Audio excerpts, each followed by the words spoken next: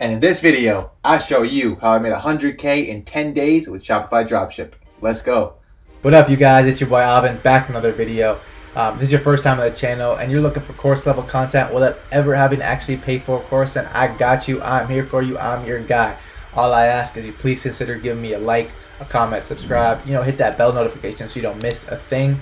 Before we get into the video, just got one thing I want to take care of. I want to announce I'm actually going to be doing a giveaway. I'm going to be giving a free consulting call to one of you. So stay till the end to figure out how you can actually enter that. In the consulting call, I will go over your store, your Facebook ads, product research methods, whatever it is you want from me, I got you. I will help you with. Just stay till the end so you can figure out how you can enter that. And yeah, without further ado, let's get into the video. All right, what's up? What's going on, you guys? Here we are in my computer, and as promised, here's how we did 100K in 10 days with Shopify Dropshipping. I'm not going to hold anything back in this video. I'm going to give you step by step, so you can actually take all the information I'm telling you, replicate it into your own stores, and start hitting some big numbers and start making some money. So let's get into it. First off, I want to talk about finding the product.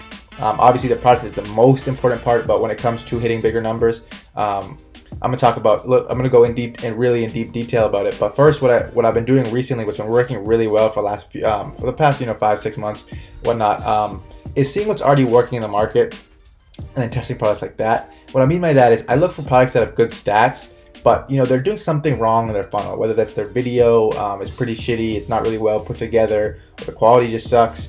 It could be their ad copy, it's just not. It's just generally bad ad copy, or the product page, right? It's just unprofessional, scammy looking, and there's just some room for improvement. That's the main thing I look for in the products nowadays. I look for products that there's somewhere I can improve upon it. So what I like about this method is that it's already been shown in the market that it's validated by the market. I'm gonna show you actually how to validate it a little bit further down in this video, but I look to see what's already working. That's the first main thing. I also look for comments. So I look for comments like I need this, or I want this, or this would be great for, and maybe they're talking with their friend or something like this. And this is really important because this shows there's an interest in the product. Really good because this actually shows that there is there's a demand for the product and people actually want to buy the product, and it's not just some shareable content, right? It's we all seen videos on Facebook where it's just people want to tag their friends but they don't buy it, right? Because it's just a cool product. That doesn't mean that they want to buy it or they even need it for that matter. So I look for comments like I need this and I want this, and you got to make sure these comments are coming from first world buyers, so from US, UK, New Zealand, Ireland, places like that. Rather than third world countries, because that doesn't validate anything. And don't worry, I'm going to show you how to do all of this. I have an example already set up, which I'm going to go into and go through this whole process. So if you don't really understand what I'm saying right now, it'll make sense in a few minutes. And the way we found this product was using Ad Sector. Ad Sector, pricey spy tool, and I wouldn't say it's needed. It just makes it easier for me because it's just a scraper and it compiles all of the ads that are really killing in the market right now. Puts it all in one place for me, which I like, but makes my job a lot easier. But you don't really need it, especially if you're starting out. I would not recommend it. It's really expensive. It'll put a real hole into your budget. It's like $175 a month or something. So it's a lot. But the Facebook newsfeed works great. You just got to make sure it follows the criteria of what I'm talking about in terms of seeing what's already working in the comments and whatnot. So now what I'm going to talk about is I'm going to talk a little bit more about the product. I'm going to also give you the example now. One of the main important things, and something I really talk about a lot on my channel, one of my last videos I talked about this more, is I look for products that solve a need and not just a want, and also a wow factor. These are kind of my two biggest criteria. Wow factor is 100% needed in every product you test. Do not test a product if it doesn't have a wow factor, because you have to stand out, right? People don't come on Facebook to buy things. They come on Facebook to interact with their friends, or maybe read some news articles, or do some other shit. They're not coming here to buy. But if you can show them a product that really wows them, something they really never see in stores, it makes them think, like, this is the only place I've ever seen the product. So this must be the only place I can get this cool product that I need. And if you solve a need, of course, people are always looking to solve their problems. So a product that solves a need is huge, and it's these two, a wow factor and need together, you have a 100K product on your hands. So we sold this product at a 2.5x markup and a shipping fee to increase the margins. And this is actually one of my biggest mistakes. I want to be transparent with this channel and also let you guys know my mistakes so you can learn from them. One of the biggest mistakes was we didn't increase the price. I could have sold this for a lot more.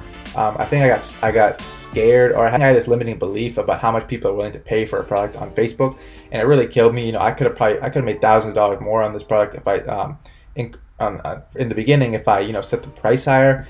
I should have probably set it for at least a 3.5x markup. I probably could have done 3.5 as well, and with the shipping fee. So we, obviously the product did great, and just judging by 100K in 10 days, it obviously killed it. But we could have done more than that. So that's one of my regrets about the product. So don't be scared about how much the price for the product. Just play around with it and test it. And the original ad, it followed the guidelines like I talked above. It had over 800,000 views, 1,000 shares. It was really put together really shitty. Like it was just, there was no storyline to it. There was no structure to it. Wasn't explained well. It was moving really fast. And the product page itself, it looked like it looked like a kid's art project. Like it was just garbage straight up.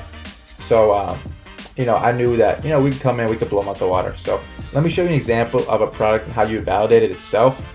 This is really important because I'm going to go over all the guidelines I've been talking about.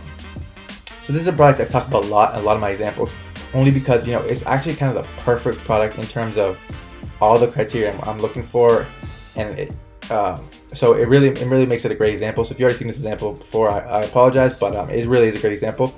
So this product is anti-flathead baby pillow. Obviously, it stops your baby's head from looking like my guy here. So simple product, but obviously solves a need because you don't want your baby to have a flat head. And new moms are very passionate about their children, obviously.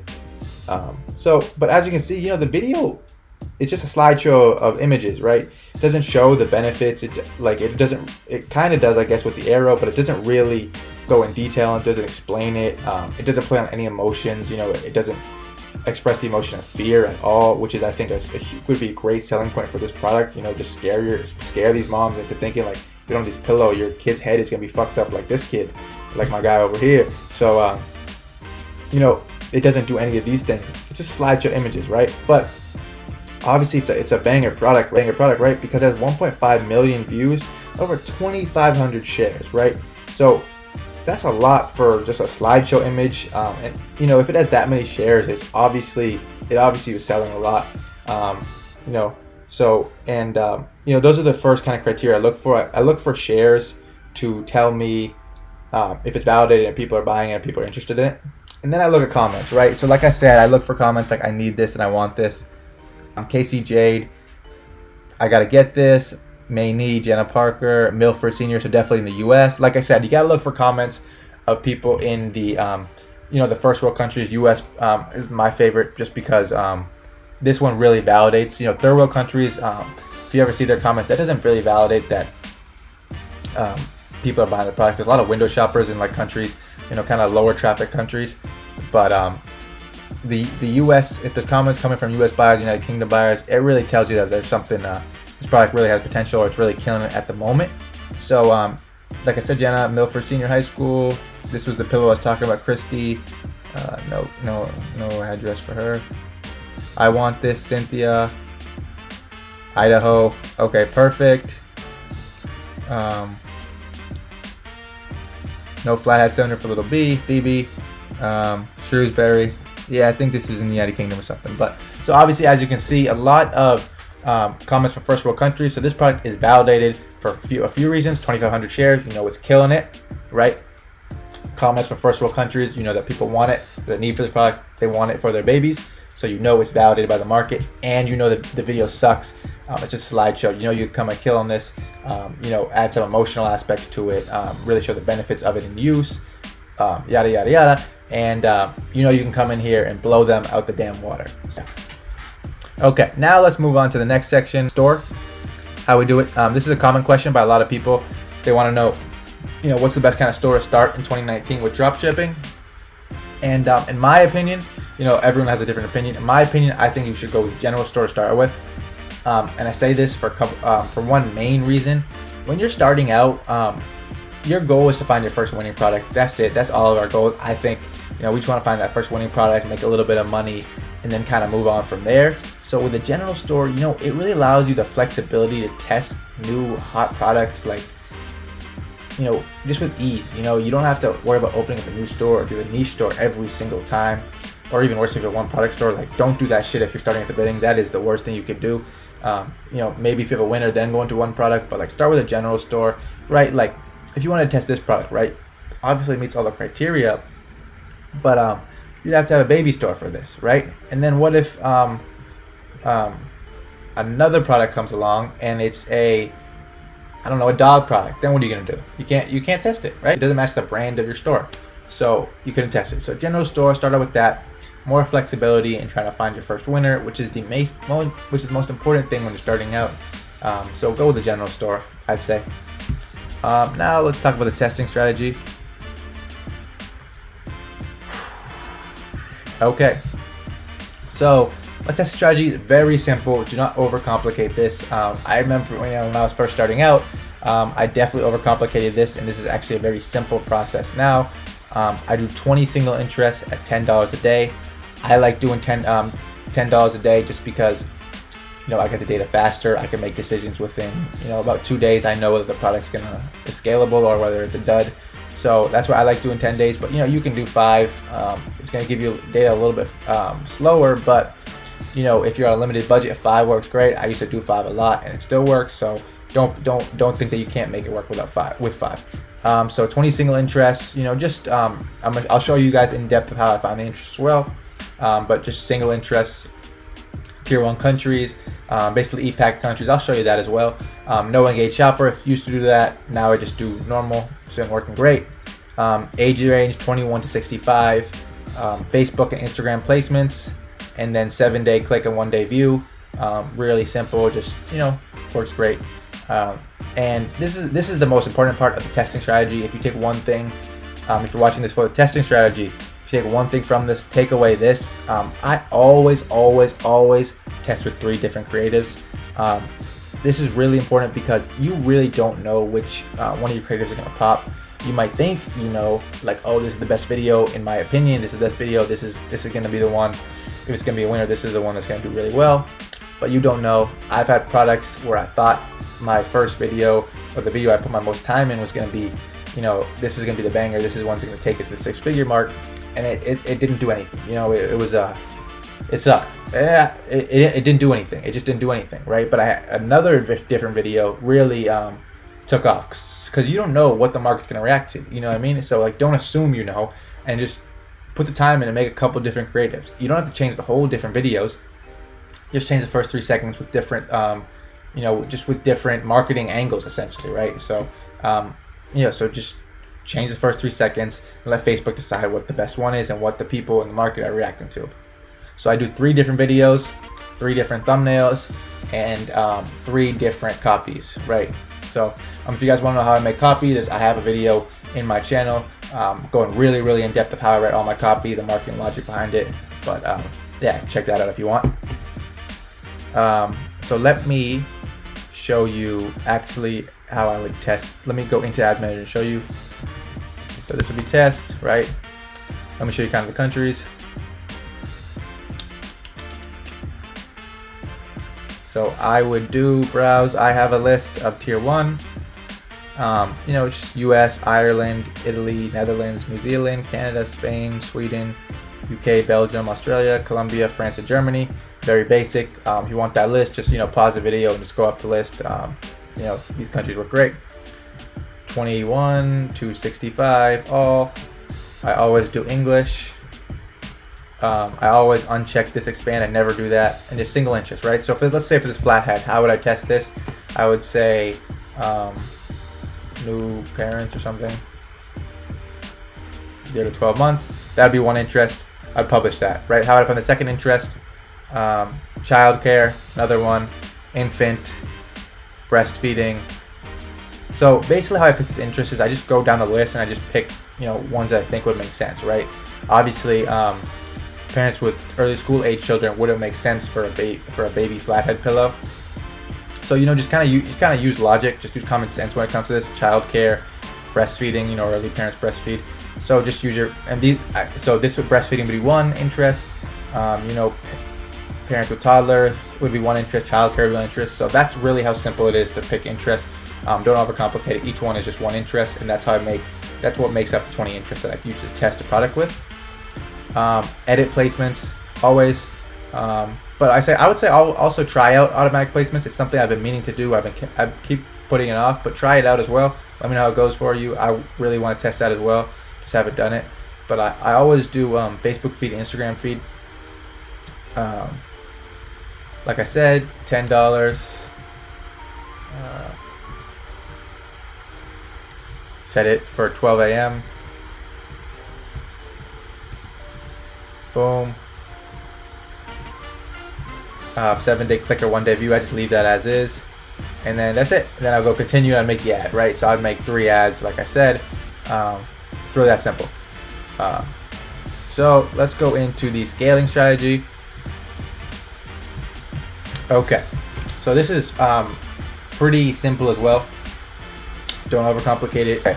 So for the scaling strategy, let me actually show you an example of it. Let me talk about the theory first, and I'll show you an example of how I do, because it makes a little bit more sense when you see it applied. So after a few days, I look at the ads. I look at the ad set. And I look for the ones with over 3 purchases, and then I duplicate these 3 times, right? So example, if this test ad set had 3 purchases, 3 purchases, I would look for 3 purchases. I would duplicate it 3 times to 30. I would duplicate it to $30 each. So 3 times at a $30 budget each. So 30, so 30, 30, 30 from the original 10. So go from 10 to 30, right? The reason I do this is usually one of these will kind of pop off. One of these $30 new ad sets will pop off. I've seen many cases where I've just done one $30 duplicate and it kind of just fails. But with 3, you give yourself more of a chance, because it goes with different pockets of the audience, so you have more of a chance to find that that group of buyers. So 3 times 30, 30, 30, and then I look for all the ad sets that have a $30 budget that have a ROAS over 5 after 2 days. I duplicate to 100. So same process, 100, 3, 3, 3. So let's say I duplicated this 3.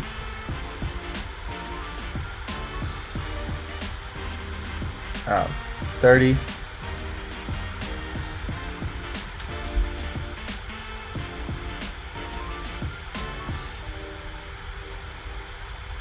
So these are my new $30 budgets, right? And let's say this one had a ROAS. Where's the ROAS? Let's say this one had ROAS over 5, right? Then I would take this, and I would duplicate this 3 more times.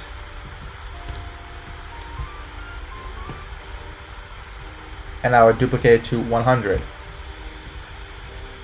And I would duplicate that to 100.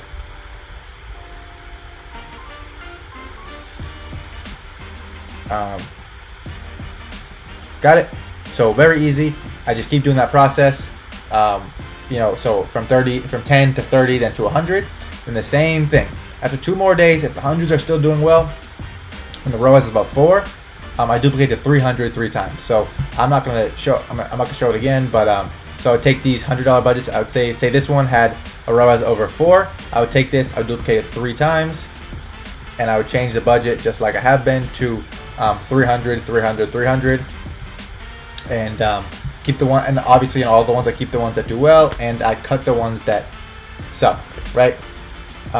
It's a simple vertical scaling strategy. Just keep increasing budgets. I do it 3 times just to find more, the better pockets of buyers. Really, really simple. Don't overcomplicate it. And so let's say that your first 10 to 30 didn't work. What I would do is I would just make 3 copies of the original 10. So let's say this is my original 10, right? Let's say at 30, all of these flopped. This one flopped, this one flopped, this one flopped. I would just make 3 copies of this.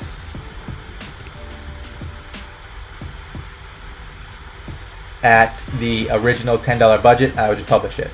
That's it. Really simple. Still allows me to, get more out of the audience, but obviously it's not working at a higher budget. So let me just do my best with what I have with a $10 budget. I just keep it at that. And then what the most important part is, so please take this, if you take anything from this, you have to be making new ad sets daily, right? So I try to make 3 to 5 every single day. So for all the ad sets at over 3 sales, so let's say this was the new parents one, right? Let's say new parents had 3 sales, right? This was the original 3 sales, right? I would duplicate this, and I would start making additional new similar interests, right? So I would take this and I would make a childcare interest, right? Boom. And I would publish that. And then I would make, let me publish that.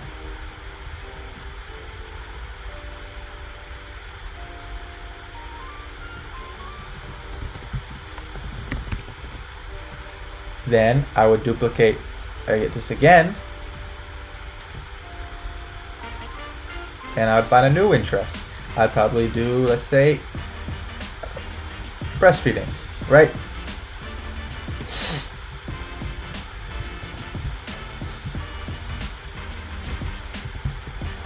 That's another one. And I would do about 3 to 5 every single day for every single interest that had over 3 purchases. You guys understand what I'm saying? So every single one of these that have over 3 purchases, every single one of my original ad sets that have over 3 purchases at the $10 budget, I make 3 to 5 similar interests just based on the suggestion tool.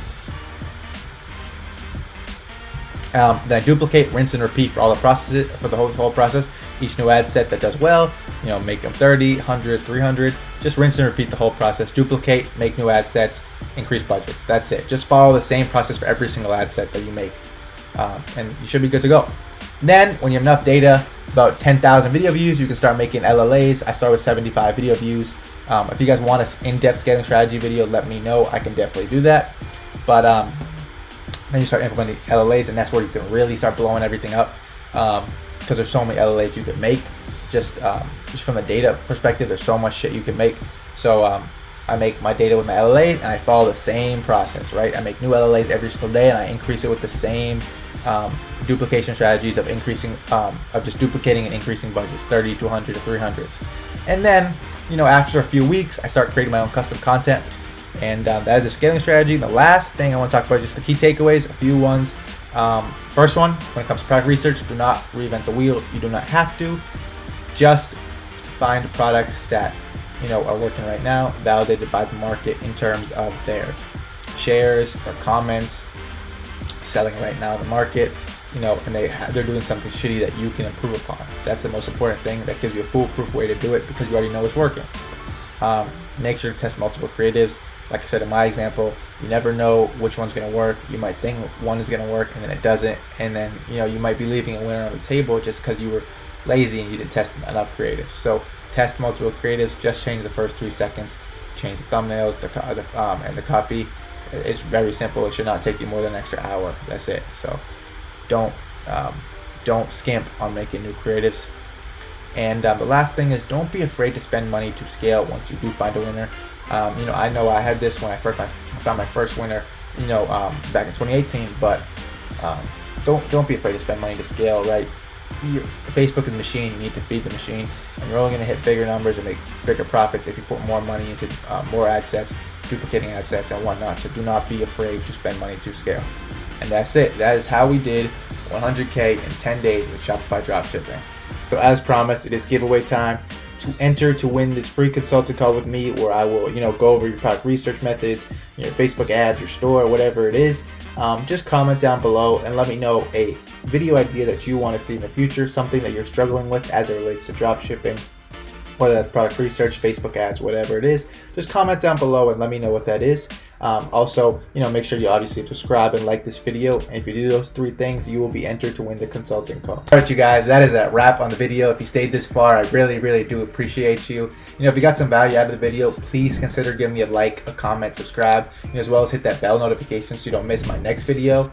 If you want to see more by me, I made this kind of beginning to advanced Shopify and Facebook ads playlist that's going to get you up to speed on everything you need to know when it comes to drop shipping. So click up here to watch that, or click up here to watch a different video I made. And thank you guys again for watching. I will see you guys in the next one.